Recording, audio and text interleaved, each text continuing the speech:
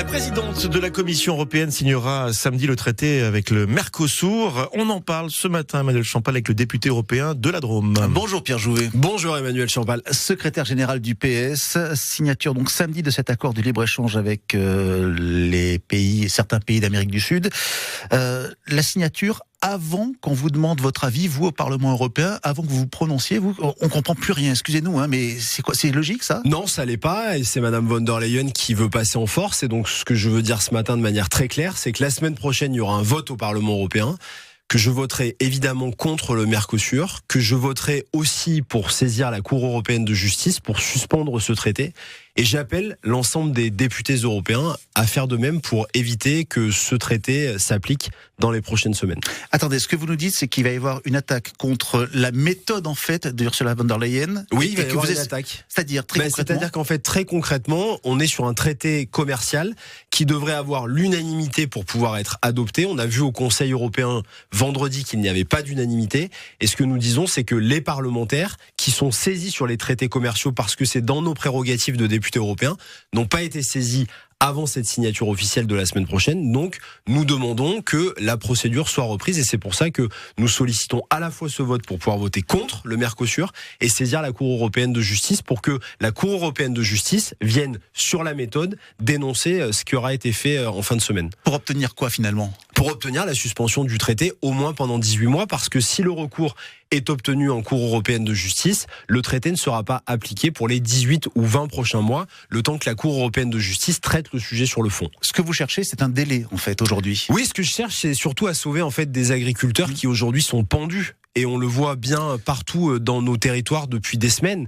Ce que je cherche avec mes collègues, c'est que ce traité, qui en réalité va affaiblir l'agriculture française, ne soit pas appliqué. Ce que vous cherchez avec vos collègues, pas tous vos collègues. Hein. Non, malheureusement, pas tous nos collègues, parce qu'on a vu beaucoup de zigzags ces derniers temps. Et j'espère en tout cas que l'ensemble des députés européens français, en tout cas je les appelle à votre micro ce matin s'ils nous écoutent, à voter contre ce traité et pour cette procédure.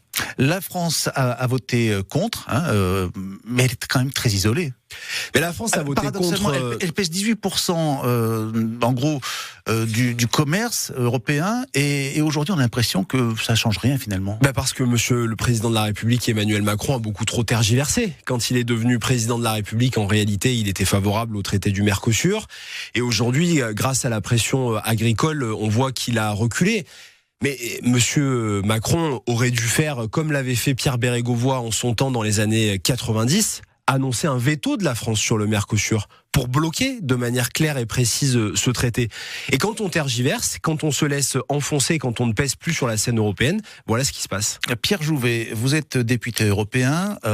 Concernant ce traité, on a entendu Michel Chapoutier, que vous connaissez, viticulteur à Tel-Hermitage, grand négociant en vin, dire finalement ce traité c'est une chance aussi pour la France. Vous l'entendez ce discours ou pas ? Non, je pense que Michel se trompe. Et je le dis clairement, je pense que Michel Chapoutier n'a pas besoin d'un traité du Mercosur pour continuer à faire de l'export à l'international, comme nous n'avons pas aujourd'hui besoin, par nos filières de luxe, de faire des traités de libre-échange. Apparemment, pour les laitiers, c'est une bonne chose. Oui, mais une partie. Et moi, ce que je crois, c'est que le bénéfice, pour certains, n'effacera pas la grande crise que ça va amener pour les autres. Et ce que je veux dire très clairement, c'est qu'on ne pourra pas contrôler partout dans les exploitations agricoles ce qui sera fait à l'autre bout du monde et qui sera dans nos assiettes demain. On demande à nos agriculteurs d'avoir des normes de plus en plus grandes, de plus en plus contraignantes, et on ne leur fait pas confiance.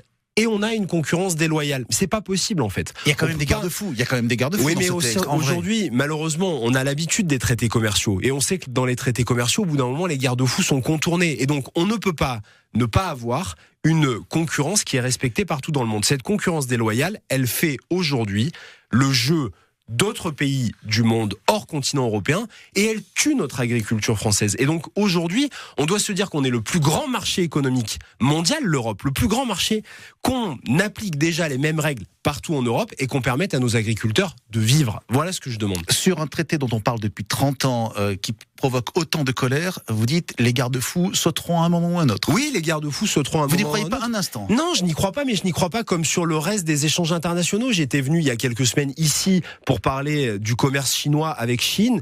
La réalité, je vais être un peu cru ce matin sur votre antenne, mais c'est quoi ? En fait, on veut que les gens mangent de la merde C'est ça qu'on veut. On demande à nos agriculteurs de faire les produits de la plus grande qualité qui soit dans le monde et c'est reconnu. On leur met des contraintes et c'est normal. On met des réglementations, notamment environnementales. On évite qu'il y ait des OGM. On veut plus de produits bio dans nos écoles et dans nos cantines et on va exporter de l'autre bout du monde des produits qui ne seront pas contrôlés. On veut faire de l'agriculture ce qu'on a fait sur l'industrie, ce qu'on fait sur les vêtements.